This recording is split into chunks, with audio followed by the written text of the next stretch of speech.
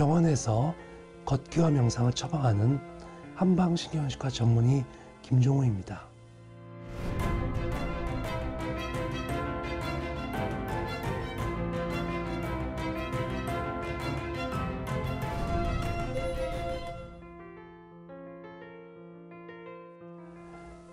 코로나 상황에서 사람들이 참 힘들죠. 저희 병원에도 이제 환자분들이 많이 오십니다. 주로 이제 그 자신의 정서 문제로 인해서 불안, 우울, 분노 이런 것들이 이제 계속 반복이 되고 있고, 또 하나 중요한 것은 이제 네트워크의 단절 때문에 고립감, 고독감 이런 것들을 이제 많이 호소하게 되는데, 저 역시 마찬가지죠.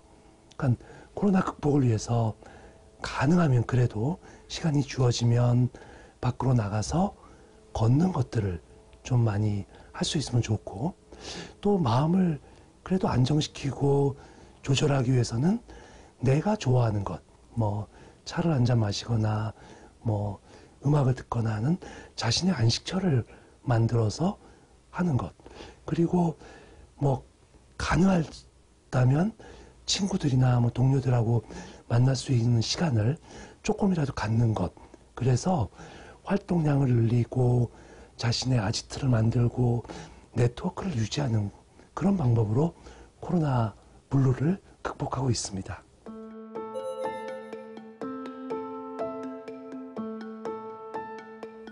이제 우리가 나이 50이라는 시점이 들어가면 100세를 기준으로 하면 딱 이제 중간에 속하게 되고, 사실은 그때부터는 이제 내려가기의 시기가 옵니다.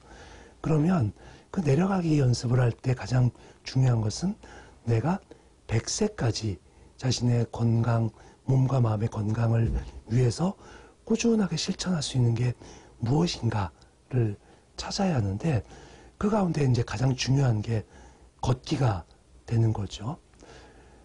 기본적으로 걷기라는 것은 자기가 밖으로 나가는 것, 그래서 활동량을 일단 늘리는 것이기도 하고, 그 다음에 밖에 나가서 계속 뭔가의 자극을 받고 있기 때문에 자연, 사람, 또 어떤 대상과의 계속적인 교류를 하는 것이고, 그 가운데서 자기의 중심, 자신의 리듬을 찾아서 자신의 길을 걸어가게 되는 거죠. 그래서 이제 걷기라는 요소를 통해서 자신이 훨씬 더 주도적이고, 그리고 평생 동안 재미와 의미를 함께 가지면서 실천할 수 있는 강령이 걷기가 되는 겁니다.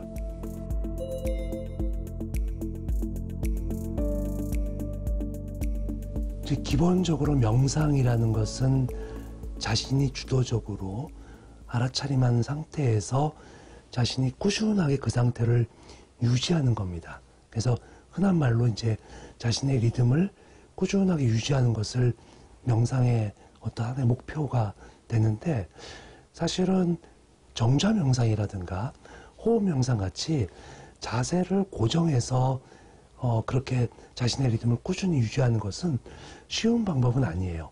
왜냐하면 보통 한 5분, 10분만 지나도 다른 생각에 빠지거나 자세가 불편하거나 그래서 리듬이 깨지게 되는 경우가 많죠. 근데 걷기는 꾸준하게 자기의 리듬을 유지하면서 짧게는 30분에서 길게는 3시간도 꾸준하게 유지할 수 있는 강점을 갖고 있습니다.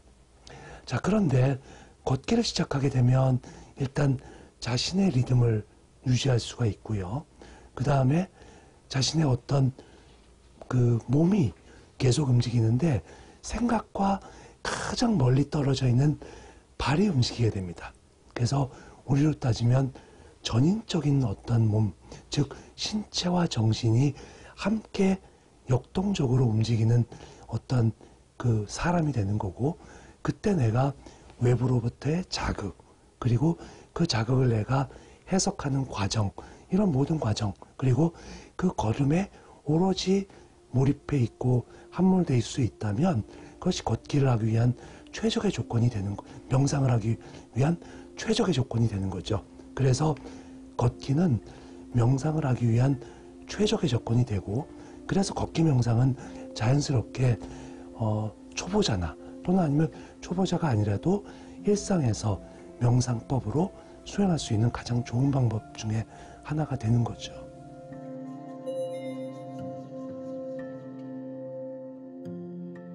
일단 이제 내가 어떤 곳에서 명상을 하겠다고 작정을 하는 거죠.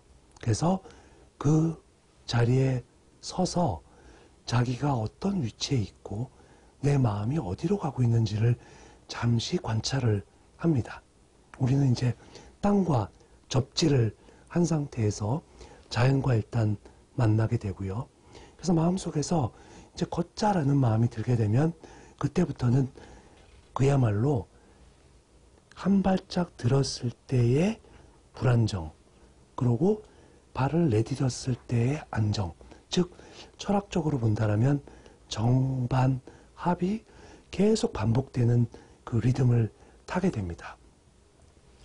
그렇게 해서 똑같은 리듬으로 정반합의 리듬을 차지하게 되면 자신의 그 균질한 리듬 때문에 마음은 자연스럽게 안정이 되게 되고, 그 안정된 가운데서 이제 오감을 활용하게 되면 내가 뭐 보고 또 듣고 냄새 맡고 때로는 가볍게 만지고 이런 어떤 감각들을 내가 확인을 하게 되는 겁니다. 즉, 나 아닌 어떤 뭐 절대자가 됐던 종교심이 됐던 자연이 됐던 그런 것과 이제 충분한 교류를 하게 되는 거죠.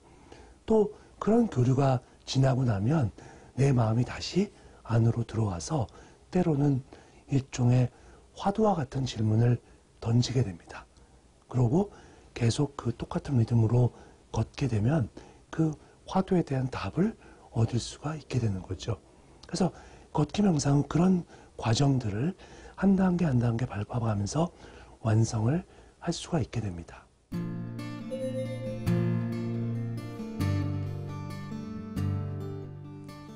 제가 이제 그 일본에는 그 오행로 길이라고 있습니다.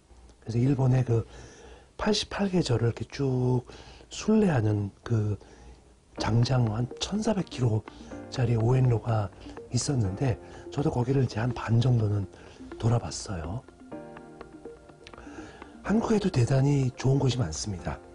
특히 이제 불자 입장에서 본다라면 대한민국의 절, 특히 고 사찰은 대한민국의 가장 좋은 곳 곳곳에 다 그 자리를 잡고 있죠. 그래서 걷기 여행의 시작점과 종착점을 사찰로 잡으시면 매우 좋습니다. 그야말로 저는 이제 그 걷기 트레킹을 하면서 사찰도 이제 많이 가게 되는데, 이제 우리가 보통 이제 그 일주문을 딱 들어갈 때 마음을 어떻게 먹고 들어가냐면, 이제 나는 그 어떤 지금의 어떤 현생에서 한번 다른 세계로 한번 들어가 본다 라는 마음을 먹고 일주문에부터 뭐 대웅전까지 쭉 걸어가는 길을 천천히 마치 걷기 명상을 하면서 걷는다면 매우 좋은 길이 되겠죠. 우리나라의 사찰들을 또 순례하는 어떤 코스도 있으니까 뭐 그렇게 걷는 것도 도움이 되고요. 개인적으로 본다면 지리산 둘레길이 그런 요소들을 많이 갖고 있어요. 그래서 뭐 예를 들어서 하루 종일 걷고 나서 뭐 템플 스테이는 사찰에서 하고, 또 다음날 또 걷고 다음 템플 스테이, 다음 스테이는 또 사찰에서 하고, 그렇게 지리산 둘레길은 사찰이 매우 많기 때문에 그렇게 작정하고 걷는 것도 뭐 도움이 되는데, 왜냐하면 이제 걷기라는 것은 단순하게 운동의 의미뿐만 아니라 뭐 순례나 깨달음의 의미, 명상의 의미를 같이 갖고 있기 때문에 거기에 종교를 담는다면 더 큰 도움이 되겠죠.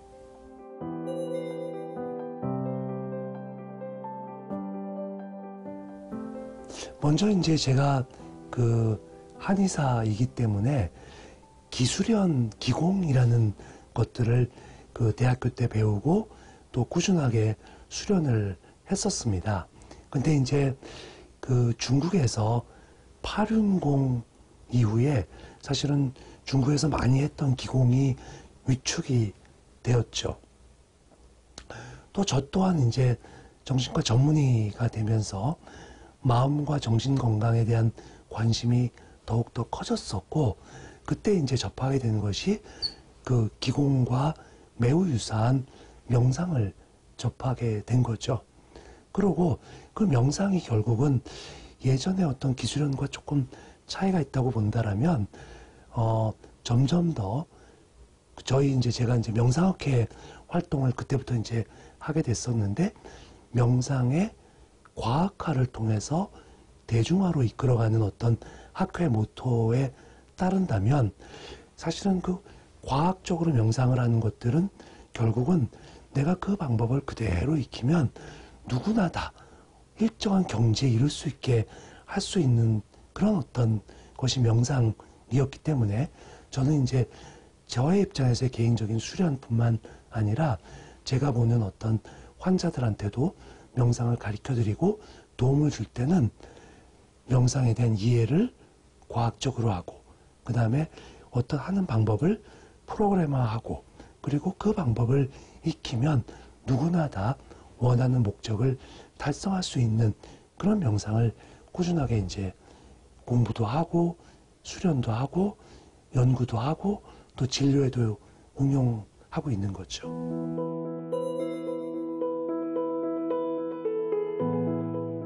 그 명상 공부를 함에 있어서 불교는 매우 그 친근한 것이기도 하지만, 또 한편으로 보면 그 명상이 지향하는 어떤 출발점부터 목표 자체가 불교와 매우 가까이 있게 되죠. 그러니까 최근에 우리가 많이 쓰는 명상 기법 중에 MBSR 같은 거는 마음챙김 명상의 기반이 되는 거고, 그건 이제 위파사나 계열의 불교와 매우 그 출발점이 같다고 볼 수가 있죠. 그래서 사실은 위파사나나 마음챙김에 대한 공부를 하다 보면 자연스럽게 불교에서 지향하는 목표와 매우 가깝게 됩니다. 그러니까 뭐 가장 이제 근접할 수 있는 것 중에 하나가 이제 반야심경 같은 것들을 읽으면서 내가 얼마큼 내 마음과 그런 고통으로부터 벗어날 때 그것이 이제 어떻게 할 수 있는가에 대한 지혜를 불교에서 줄 수가 있고요. 또 하나는 역시 이제 부처님이 말씀하신 자비의 마음을 과연 명상에 어떻게 가져갈 수 있냐라는 것도 대단히 중요한 숙제거리가 됩니다. 그래서 저 같은 경우도 이제 가끔 이제 템플스테이를 자주 이제 가게 되면 일단 이제 부처님의 모습을 뵙고 부처님의 미소를 내가 닮을 수 있을까? 그리고 저 부처님의 미소를 내가 닮을 수 있다면 그때부터 나오는 그 자비로운 마음을 내가 가질 수 있을까라는 것들도 이제 늘 제가 마음속에 갖고 있는 하나의 과제이고 수행이기 때문에, 그런 의미에서 이제 불교와는 또 명상은 뗄래야 뗄 수 없는 관계성을 갖고 있죠.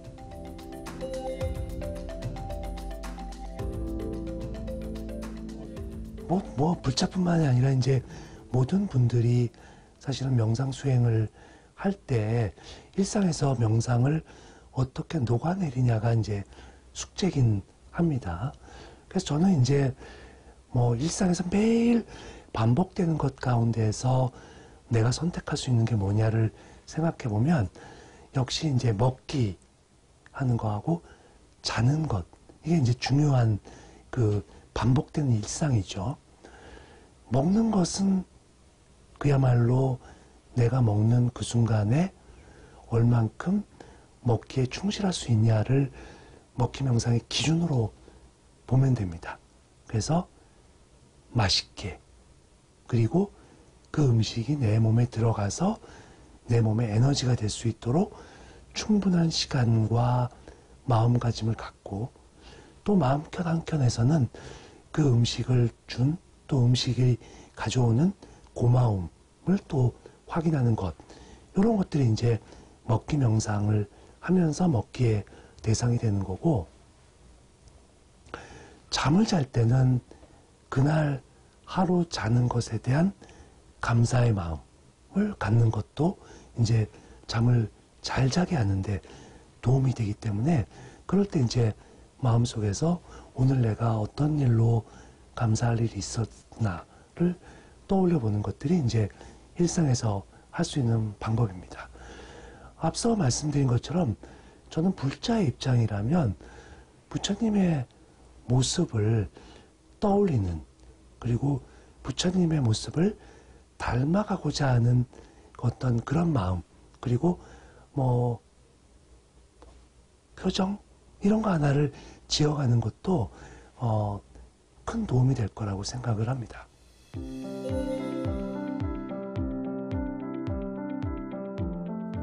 저는 이제 3년 전에 그 걷기 여행에 관한 책을 썼었고, 아마 조만간 이제 명상 여행에 관한 책이 출간이 될 예정이에요. 그 책은 어떤 책이냐면, 결국은 우리는 걷는 것도 물론 대단히 중요한 작업이지만 머물러서 명상하는 시간도 우리는 여행 가운데 꼭 넣어야 될 것이다 라는 게 이제 제가 갖고 있는 여행 철학 가운데 하나가 됩니다. 그래서 머물러 곳에서는 내 몸과 마음이 충분히 휴식할 수 있고 또 뭔가 깨달음을 얻을 수 있고, 그런 곳에서 잠시 머무르면서 명상을 함께하는 그런 이제 여행을 기획하는 게 좋겠다라는 걸 갖고 있고요. 예를 들어서 제가 이제 그 책에 소개한 것 중에 하나는 말씀드린 뭐 템플스테이라든가 또 뭐 오대산 명상마을 같은 데를 이렇게 소개를 해놨는데, 그렇게 이제 스테이하면서 하는 것도 이제 여행의 한 요소다라는 걸 권하게 되고요. 또 하나는 이제 제가 그 한의사이기 때문에 전통적인 한의학 치료법, 뭐 침과 한의학 같은 것들을 명상의 요소에 이제 담아내는 융합적 프로그램을 개발하는 걸 목표로 하고 있습니다. 그러니까 뭐 좀 우스갯소리로 얘기하면 침 맞으면서 명상하기, 아니면 명상을 잘할 수 있는 한약, 뭐 이런 것들을 개발하고자 하는 계획을 갖고 있습니다.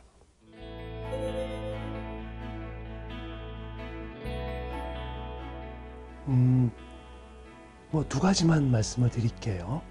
하나는 반야심경에 나온 아제아제 바라아제라는 말을 저는 반복해서 얘기할 때가 많은데, 그게 이제 뭐 가자 또 우리 걷자의 의미를 갖게 됩니다. 그래서 계속해서 그렇게 걷는 행동이 결국은 깨달음으로 또 이어질 수 있다라는 말을 저도 많이 반복하고 있고요.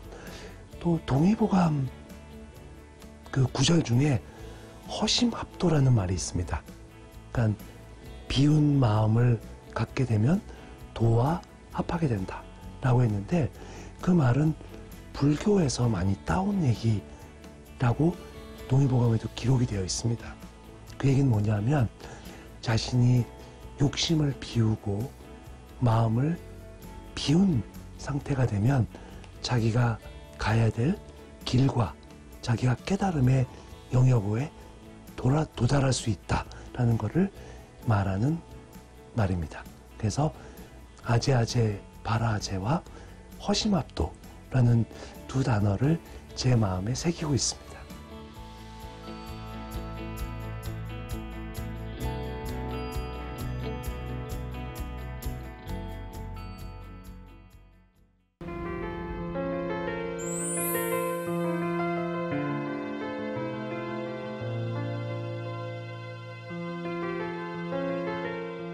불교 명상으로 마음을 치유하는 황수경입니다.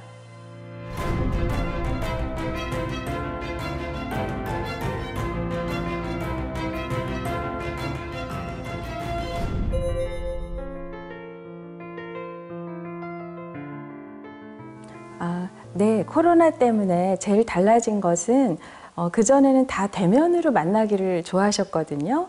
그리고 우리가 명상이라고 그러면 직접 만나서 좀 서로 지도를 해야 되지 않을까 했는데요. 말씀하신 것처럼 너무 많은 사람이 이게 마음이 힘들다 보니까 급하면 전화나 아니면 비대면으로 온라인으로 만나서 도와드리고 있습니다. 그리고 온라인으로도 상담 또 실습을 원하는 분도 계셔서 그런 교육도 해드리고 있어요.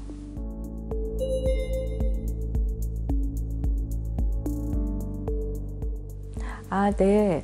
보통은 교도소에 가서 상담을 하거나 특히 사형수를 만난다 그러면 조금 의아해 하시잖아요.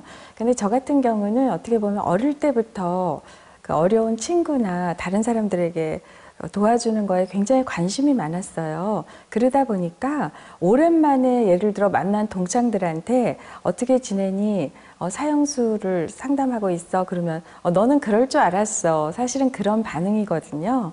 왜냐하면은 뭐 누구나 그렇지만 항상 어려운 친구들이 있었고 너무나 도움이 필요한 분들이 계셔서 저는 참 마음이 아파서 정말 저 혼자만 생각하고 지내기는 힘들더라고요. 그래서 여러 가지를 하다 보니까 이제 인연이 돼서 교도소에서 불자들이라고 하는 그 재소자들이 부탁을 하셨어요. 와서 불교 교리도 좀 같이 공부하고 뭐 참선도 하고 그리고 힘든 얘기도 좀 해주었으면 하고 그렇게 부탁을 하시다 보니까 오래 다니게 됐고요. 눈물길이라는 거는 이제 청송이라고 청송교도소가 있지 않습니까? 서울에서 거의 한 왕복 12시간 차로 그 거리예요. 그런데 그 중에서도 아주 어려운 분들이 계셨는데 이제 불교를 알고 싶어 하신 한 10명 정도 되셨어요. 그런데 가보니까 거기는 정말 가족도 안 찾아오시더라고요. 그렇게 썰렁한 교도소는 가본 적이 없을 정도로. 그래서 그분들하고 이제 말씀을 나누고 우리 부처님 법을 나누고 뭐 경전 공부 또 상담을 이렇게 하다 보니까 너무나 마음이 아픈 거예요. 그래서 항상 제가 이제 만나는 분들을 위해서는 우리가 발언도 하고 기도도 하지 않습니까? 그런데 아침에 새벽에 출발해서 청송교도소까지 한 6시간을 이제 혼자 운전을 해서 가는데 가면서 이제 기도도 하고 이런 연불도 들으면서 차에서 가는데 그 사연이 너무나 막막하고 슬퍼가지고 계속 눈물이 나더라고요. 그 만나러 가는 길이. 그리고 또 가서 만나 뵙고 이제 같이 얘기하고 또 서울로 올라오는 길도 오랜 시간인데 그 시간도 이렇게 기도를 하다 보면 너무 마음이 무겁고 우리 사회는 왜 이렇게 불공평할까? 물론 그 중에 잘못을 한 분도 계시지만 너무나 도움을 못 받고 힘든 사연이 많았어요. 그러니까 마음이 너무나 아픈 거예요. 그래서 계속 울고 다닌 것 같아요. 정말. 특히 청송은 그렇게 된 것 같습니다. 네.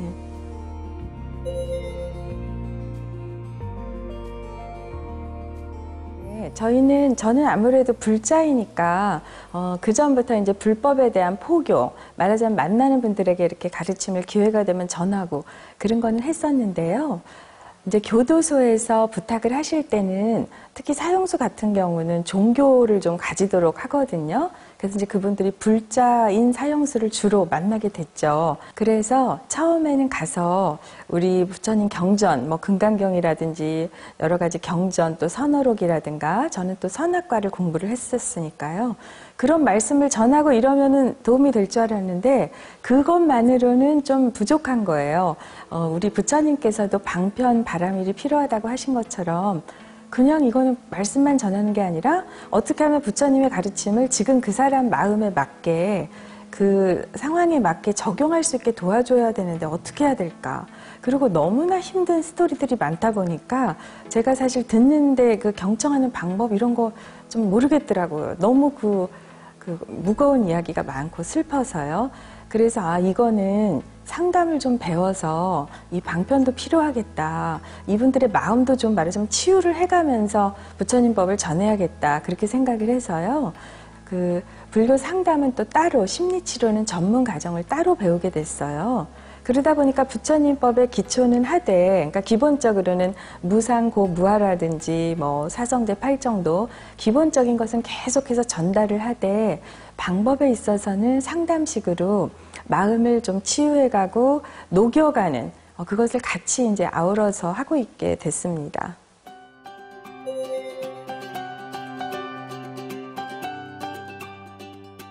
저도 이제 집안은 아주 불심이 있으셨지만 사실은 절에는 정말 어렸을 때는 가서 기도하는 곳 그냥 이런 정도로 생각을 해서요. 불교학을 전공한다 그런 생각은 하지 못했어요. 어떻게 보면 좀 잘 몰랐던 거죠, 제대로. 그런데 이제 쭉 지내다가 저도 나름대로 뭐 30대 초 그때 너무나 그 힘든 일이 있었어요, 개인적으로. 그랬을 때 여러 이제 부처님이나 스님들 말씀 중에서 한마음선언에 대행 스님의 말씀을 접하게 됐어요, 법문을. 근데 너무나도 이 마음에 와닿는 거예요. 아주 쉽고도 정말 가슴을 울린다고 할까요? 그래서 이제 스님의 법문도 읽고, 아, 불교는 이런 것이구나. 이런 것이라는 거는 생활과 동떨어져서 따로 실행을 하는 게 아니라 내가 생활하는 모든 것이 다 불법에 녹아있는 것이로구나. 그걸 알게 돼서요. 그 공부를 이제 좀 하다 보니까 너무 재미있더라고요. 그래서 그전에는 아까 말씀드린 대로 너무 사회가 불공평하고 어려운 사람이 많아서 대학에는 인간을 좀 알고 싶어서 사실은 역사학과를 간 거예요. 역사를 좀 알면은 좀 사람을 알 것 같아서. 그랬는데 이제 그것만도 아니고요. 그 다음에 이제 그 대학 다니면서도 공장에 가서 그 당시 야학이라고 하는 게 있었거든요. 그래서 그거를 해도 아니고 나중에 사회복지를 공부해도 뭔가가 항상 빠져 있었는데 그 30대 초에 이제 석사를 마친 후였는데 그때 이 불법을 좀 제대로 가슴에 받아들이니까 너무나도 재미있고 인생에 이거보다 귀한 공부는 없는 것 같고 특히 제가 그렇게 많이 바랬던 사람을 도와주는 일에서도 자기 자신을 볼 수 있게 도와주는 것만큼 귀한 게 없겠더라고요. 그래서 아이의 박사과정은 저희 동국대 선학과를 이제 전공까지 하게 됐습니다.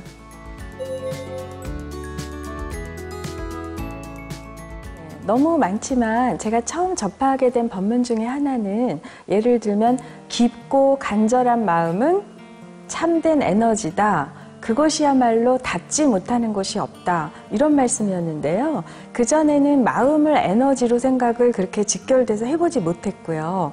네, 요즘은 에너지란 말을 하지만 그때가 90년대 한 중반이었거든요. 그래서 이게 에너지고 마음이 에너지처럼 사용할 수가 있다라는 거.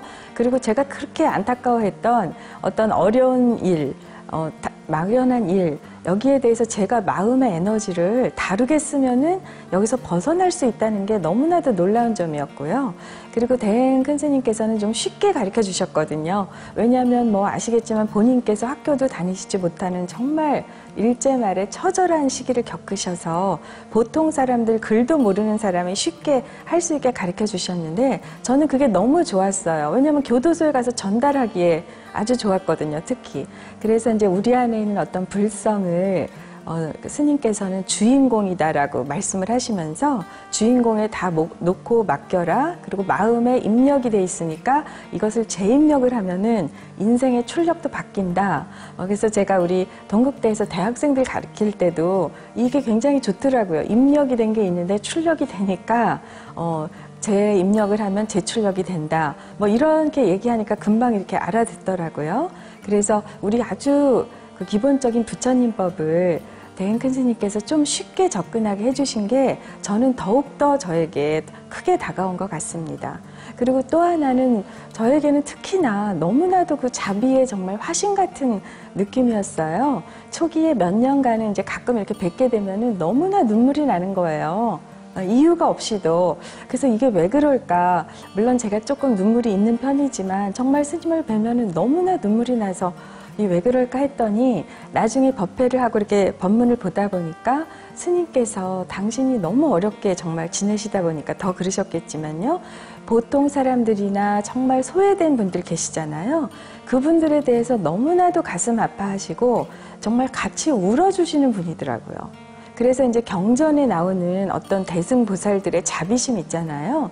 저 옛날에 볼 때 이렇게까지 중생을 위해서 할 수 있나 그런 생각이 좀 했었거든요. 그런데 대행 큰 스님의 그 법문이나 직접 제가 법회에 참석하고 또 도반들 얘기도 듣고 이렇게 하다 보니까 아, 저렇게 정말로 사람이 저렇게까지 자비로울 수가 있고 언행이 저렇게 일치할 수가 있다라는 거를 저는 너무 감사하게 배우게 되었거든요. 그래서 저도 이제 부처님법을 어떻게 보면은 대행 스님을 통해서, 큰 스님을 통해서 더 가슴에 쉽게 받아들이고 다른 사람에게도 좀 더 잘 전달할 수 있지 않을까 그런 생각이 들었습니다. 그래서 저에게는 너무나도 감사한 인연이시고 불교를 더 불교답게 에너지로 활용할 수 있게 알려주셨다고 할 수 있습니다.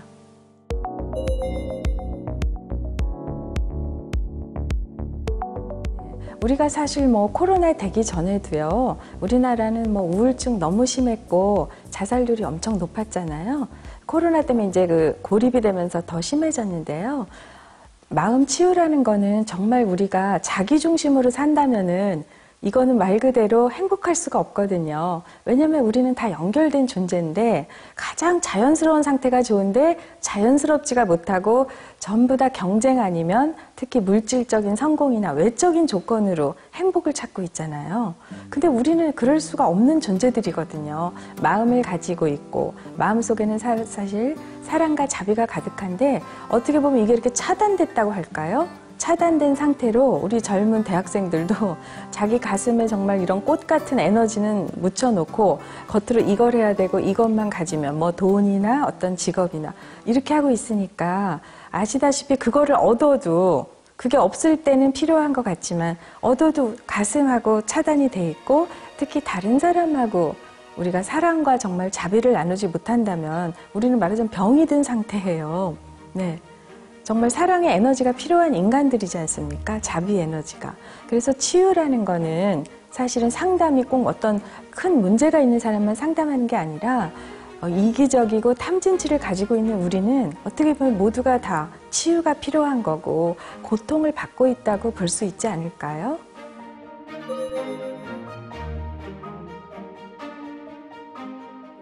음악 명상은 사실은 뭐 미술 명상처럼 예를 들어 따로 분야가 있지만 이제 저는 저희가 하는 것만 말씀을 드리면은요. 음악은 뭐 피아노를 많이 배운 것은 아니지만 그냥 좋아해서 항상 접하다가요. 어떻게 보면은 결정적으로 음악 명상이라는 걸 하게 된 것도 교도소에 다녔기 때문인데요. 말씀드린 그런 사형수 분들이나 그 무기수나 이런 분들은 너무나 이 감성이 메말라 계시잖아요. 하루 종일 진짜 그 작은 공간에서 사람들하고도 차단되고 그런데 제가 거기 가서 이제 마음도 나눠야 되고 부처님법도 전해야 되는데 너무나 마음이 그야말로 닫혀 있다 보니까 이 마음을 어떻게 열 수가 있을까 뭐 한겨울에 진짜 캄캄하게 얼어있는 그런 느낌이 많았거든요.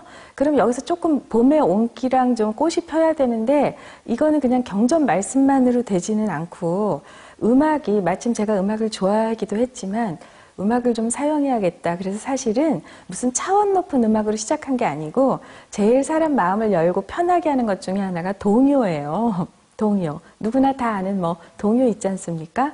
그래서 그 교도소 가서 이제 조그마한 키보드 뭐 피아노도 거의 없으니까요. 건반을 가져가서 이제 동요를 이렇게 하면서 뭐 저기 나의 살던 고향은이라든가 이렇게 하면서 이제 그분들 보고 같이 부르자 그랬어요. 그걸 복사해서. 그러니까 굉장히 다들 웃는 거예요. 왜냐하면 좀 안 어울린다는 생각이 자기들은 심각하고 지금 때로는 죽느냐 사느냐 너무 지금 막 분노와 어떤 좌절인데 거기서 그런 걸 하면서 막 이렇게 손뼉도 뭐 해가면서 그게 그냥 일시에 그 사람들 마음을 여는 걸 보고 아 필요하구나. 그래서 음악의 힘을 알게 돼서 동요를 우리가 치유 때도 많이 사실 사용을 해요. 왜냐하면 동요는 가락이 굉장히 맑거든요. 우리 몸도 주파수라 그러거든요. 그래서 뭐 요새 아무리 TV를 보고 이렇게 해도요. 거기서 나오는 그냥 음악보다도 동요는 아이들을 위한 거니까 굉장히 맑아서 듣기만 해도 이렇게 마음이 정화된다고 해요. 그리고 또 이제 알게 된 게 바깥 그야말로 일반 분들 중에도 동요를 듣기만 해도 눈물을 흘리는 사람들이 많더라고요. 왜냐하면은 참으로 그 어린 시절이요. 힘든 분들이 많아요. 어린 시절에 힘들었다는 건 물론 옛날에 물질적으로도 없어서 힘들었는데요. 그것만도 아니고요. 형제 자매간이라거나 부모님에 대한 그 사랑이 뭔가 사랑이 막 고프고 받지 못했다. 이런 어린 시절이 그렇게 힘들고 또 비교당하고 뭐 서러움이 많으시더라고요. 그래서 동요가 하나에 저는 많이 쓰는 방법 중에 하나고요. 이제 명상할 때 해보신 분들은 알지만 그냥 혼자 집중하면 좀 어려울 때가 있는데 아주 주파수가 평화롭고 이런 음악을 들으면서 하면 때로는 집중들이 많이 된다 그래서 특히 저 같은 경우는 이제 좀 초보인분들은 이제 하시고 계셔도 자꾸 다른 생각 나고 하는데 음악을 들으면서 몸도 정화가 되면서 집중이 좀 잘 된다고 해요. 네. 그래서 만약에 보통 일반에서도 본인이 막 뭔가 쌓여 있고 외로울 때도 아주 좋아하는 음악을 들으시거나 이러면 우리도 좀 해소가 되잖아요. 그래서 적극적으로 좀 노래도 하고 싶은 분은 하시고 저는요 좋아하는 음악도 들으시고 그리고 악기도 뭐 기회가 되면 아주 작은 어떤 악기라도 하시면은 요새는 뭐 치매 예방에도 되고 좋다고 하거든요. 그래서 음악과 명상과 또 마음을 여는 치유를 좀 연결해서 사용을 하고 있습니다.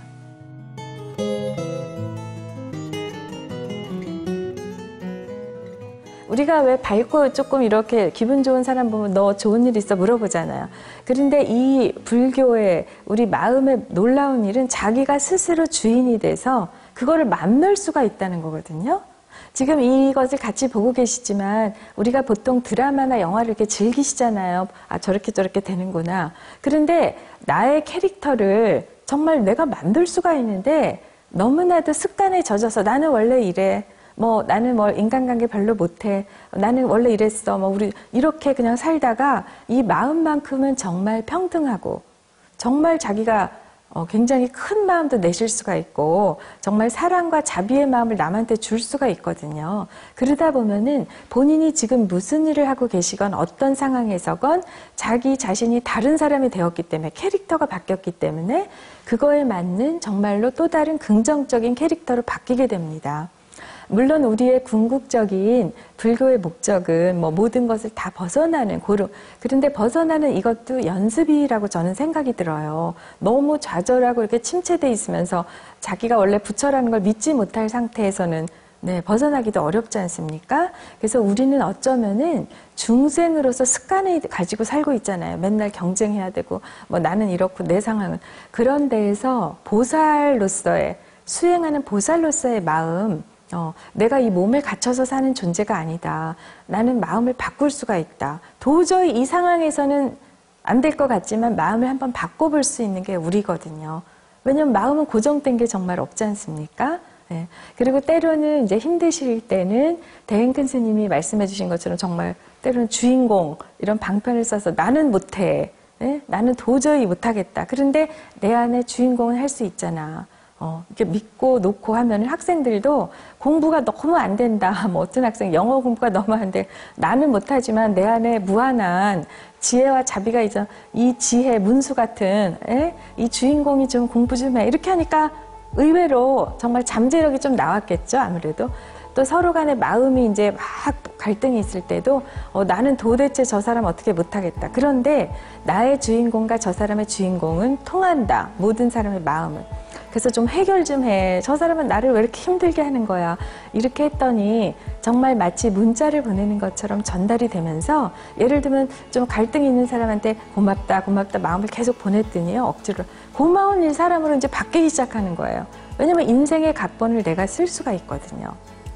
그래서 우리가 왜 일체 유심조라고 하잖아요. 불교는 마음이 근본이고 이렇게 얘기하는데 이거를 실제로 움직이는 에너지로 정말 실제 우리가 사용해 보셨으면 좋겠어요. 얼마나 마음이 중요하고 에너지로 작동할 수가 있는지.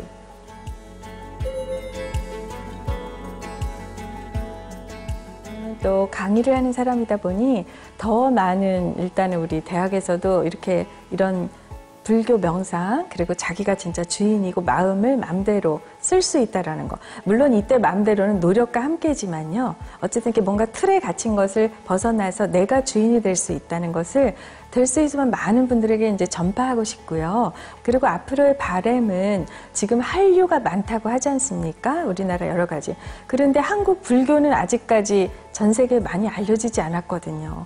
근데 우리 한국 불교도 사실 어느 나라 못지않은 훌륭한 전통과 그 불교의 문화와 사상이 있는데 이것을 앞으로 좀 전 세계 한류의 중심으로 정말로 우리 한국 불교가 전 세계 불사를, 마음의 불사를 하는데 꼭 그렇게 됐으면 좋겠고, 저도 만약에 작은 힘이라도 보탤 수가 있다면 지구촌을 위해서 우리 한국 불교의 힘이 좀 퍼져나갔으면 하는 바람이 있습니다.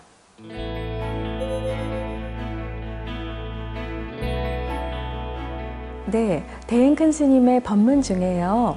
깊고 간절한 마음은 참된 에너지다. 그것이야말로 닿지 못하는 곳이 없다고 했는데요.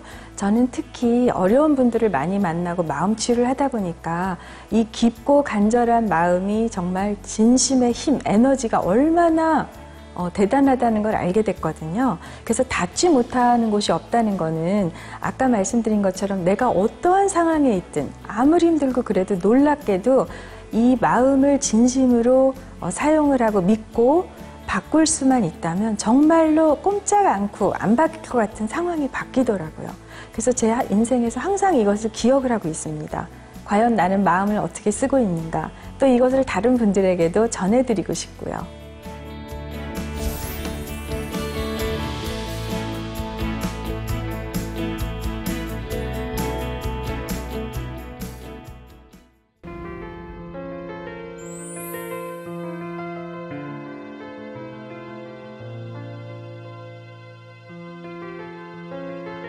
나는 누구인가의 물음의 답을 찾아 오랫동안 철학을 공부하고 또 학생들을 가르치고 있는 이화여대 철학과 한자경입니다.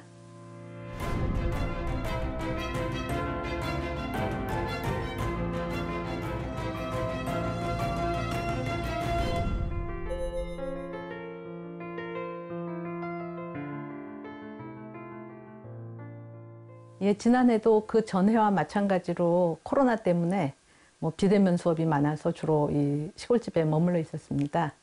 그래서 사람들과의 교류도 적고 또 조용한 시간도 더 많이 가졌던 한 해인 것 같아요. 하는 일은 매해 똑같습니다.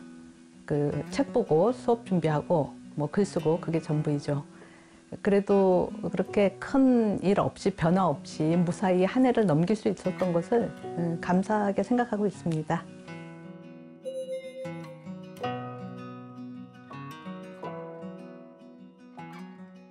예, 유식은 오직류에다 알식자입니다. 그래서 유식이죠. 오로지 식만 있다, 오로지 마음만 있다라는 뜻이 되고요. 일체, 즉 모든 것을 마음이 만든다라는 일체 유심조하고 같은 의미로 생각할 수 있습니다.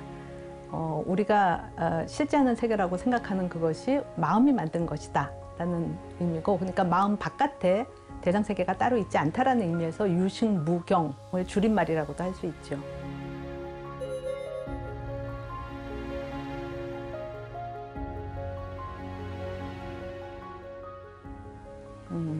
우리가 경험하는 세계가 실제하는 객관 세계가 아니고 가상 세계라는 것을 보여주는 영화들이 많이 나왔죠. 그중에 대표적인 것이 매트릭스일 텐데요.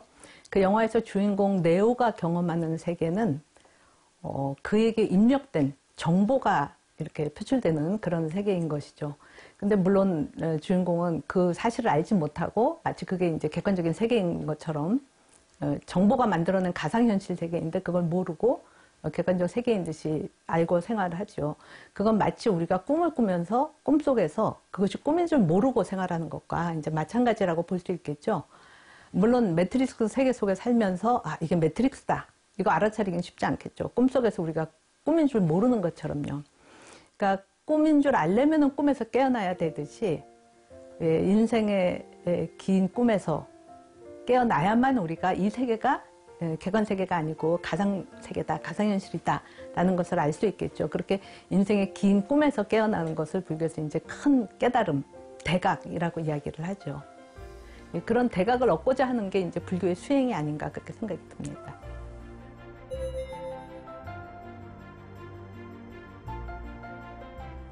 우리에게는 우리가 경험하는 그 내용들이, 그 정보들이 축적되는 그런 정보 저장소가 있다 이렇게 생각할 수 있는데, 그것을 불교는 이제 우리의 심층 마음이라고 이야기하고 또 유식은 그것을 아뢰야식이다라고 부릅니다.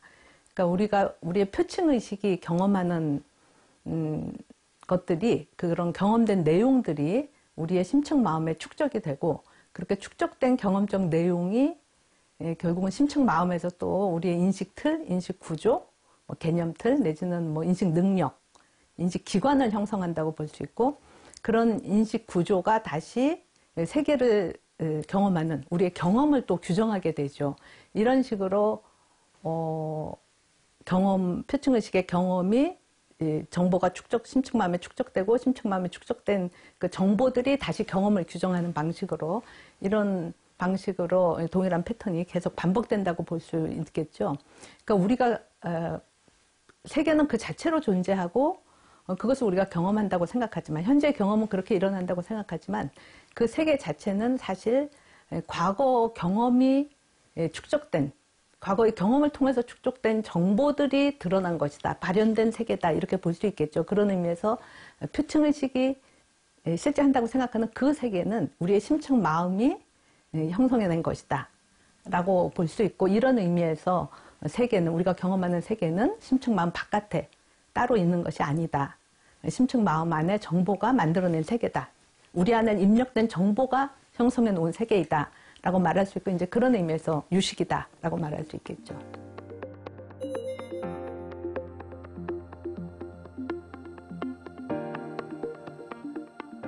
예, 누구나 사람들은 철들 무렵부터, 그러니까 뭐 소위 사춘기 때부터 이런 물음들을 던지죠. 나는 왜 사는가? 나는 누구인가?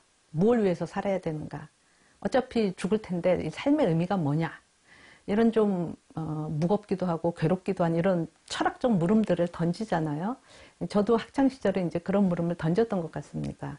근데 보통 사람들은, 대부분의 사람들은 뭐 살기도 바쁘고 할 일도 많고 하니까 이제 그런 물음들을 옆으로 치워놓고 산다고 생각이 듭니다. 근데 저한테는 그런 물음들이 이제 옆으로 치워놓을 수 없는 물음, 이제 시급하게 제가 해결해야 할 문제로 다가왔고요.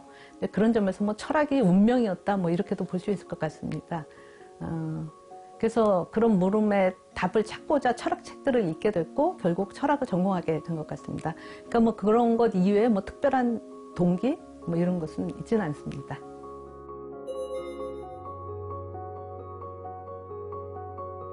철학적 물음이라는 것은 보편적 물음이기 때문에 뭐 동양 철학이다, 서양 철학이다가 구분되지는 않는다고 생각합니다. 그렇지만 그 물음의 답을 찾아 나가는 데 있어서는 동양 철학과 서양 철학이 좀 구분점이 있다고 생각이 되는데요.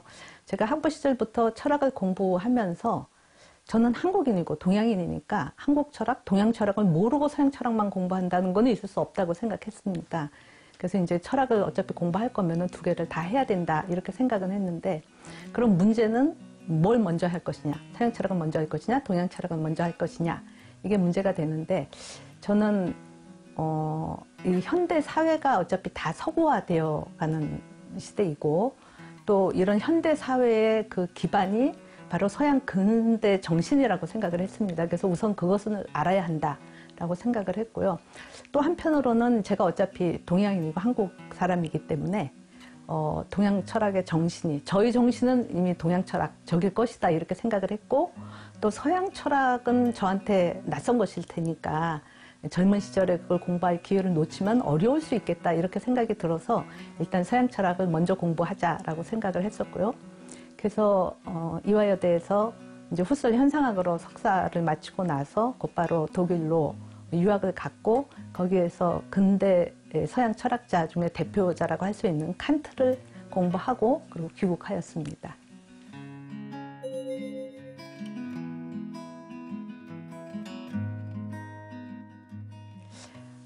제가 학부 때 철학 공부를 하면서 이제 동양 철학책, 그중에서 불교, 특히 유식 관련 책들을 읽어보면서 불교 그 사상의 깊이가 엄청나고 논리적으로 논증해 나가는 거나 뭐 사유의 폭, 이런 것들이 참 대단하다라고 생각해서 언젠간 반드시 이제 불교를 공부하겠다, 이런 생각이 들었습니다. 그래서 유학을 마치고 나서 이제 귀국하고 나서는 대학의 교수로 있으면서 동국대학교에 다시 대학원에 들어가서 이제 불교를 공부를 하게 됐었고요.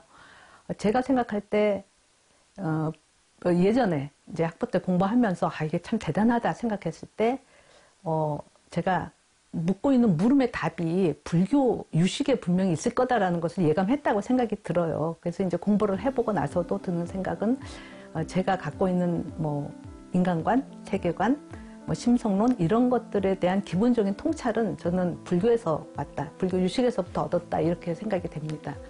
그러니까 어떤 의미로 보면 저는 불교를 생활에서 접해서 알게 되었기보다는 책을 통해서 이론적으로 불교 철학 사상을 접하면서 알게 되었었고, 근데 이제 공부를 하다 보니까 불교에서는 이론과 실천 수행, 뭐 교화선 이게 분리되어 있지 않다라는 것을 알게 됐고, 그러면서 불교 수행에도 이제 관심을 가지게 되었던 것 같습니다.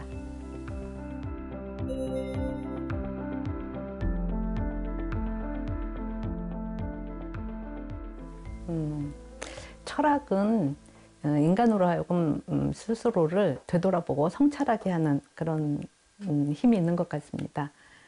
그러니까 이 현대사회, 이 4차 산업혁명 시대죠. 우리가 모두 다 엄청난 양의 정보를 이 손 안에, 이 핸드폰 안에 다 가지고 있지 않습니까? 그리고 또 우리 스스로 만들어내는 메타버스 속에서 우리가 마음대로 살기도 하고 그렇기 때문에 현대인들은 모두 다 우리가 엄청난 양의 정보를 갖고 있고 이미 알고 있다라고도 생각하고 또 마음대로 뭔가를 만들어내고 성취할 수 있다라는 그런 생각을 하는 것 같아요. 그러니까 인간 이성이 모든 문제를 다 해결할 수 있다라는 그런 이성 만능주의적인 그런 믿음을 가지고 사는 것 같습니다. 근데 또 다른 한편으로는 인간이 가지고 있는 정보의 양, 또 정보를 처리하는 능력, 그런 정보를 처리하는 속도를 보면은 인간은 다른 컴퓨터, 인간이 만든 컴퓨터, 뭐 인공지능, 로봇에 비해서 엄청나게 그 능력이 떨어지죠.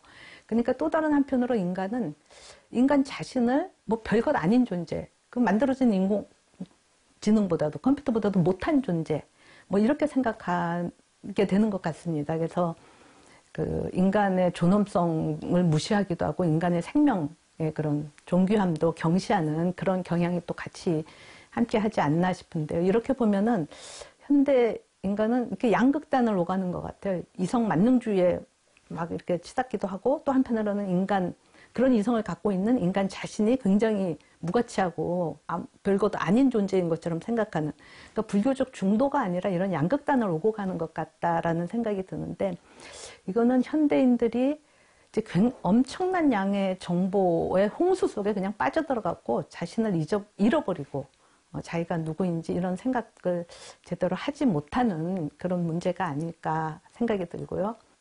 이 현대 사회는 너무나 빠르게 변화하고 바뀌고 그러기 때문에 그런 빠른 변화를 따라가기도 힘들게 되죠. 그럴 때 그런 그 빠른 정보 흐름, 빠른 변화의 흐름 바깥으로 좀 나와서 전체를 바라보고 관망하고 그러는 인간 자신이 누군지를 좀 성찰해보는 그런 것이 바로 철학의 역할이 아닌가 그렇게 생각이 듭니다.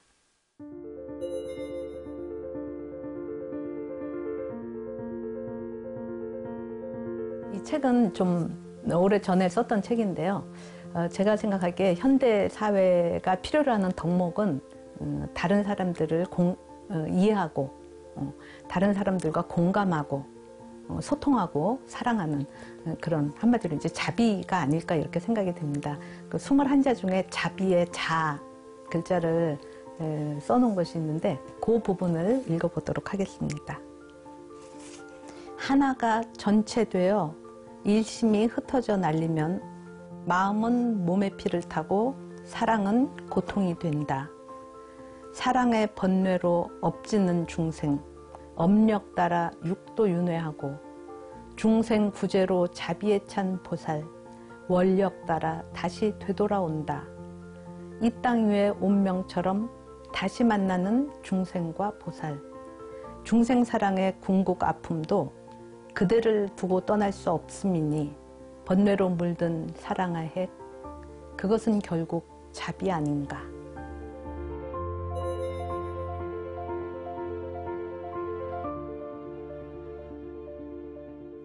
예, 앞으로도 뭐 지금까지 해오던 거 마찬가지로 계속 뭐 공부할 생각입니다. 지금 하고 있는 작업인 뭐 능엄경 강해, 원각경 강해, 성유식론 강해 이런 것들을 완성을 하고 싶고요. 퇴임 후에는 이 불교 사상을 좀 폭을 넓혀서 가능하다면 뭐 불교 심리학, 불교 사회학, 불교 정치학 이런 반면으로도 좀 생각을 해보고 싶습니다. 예. 제가 그림 그리기를 좋아해서요. 뭐 또 여유가 있다면 그림도 좀 많이 그려보고 싶습니다.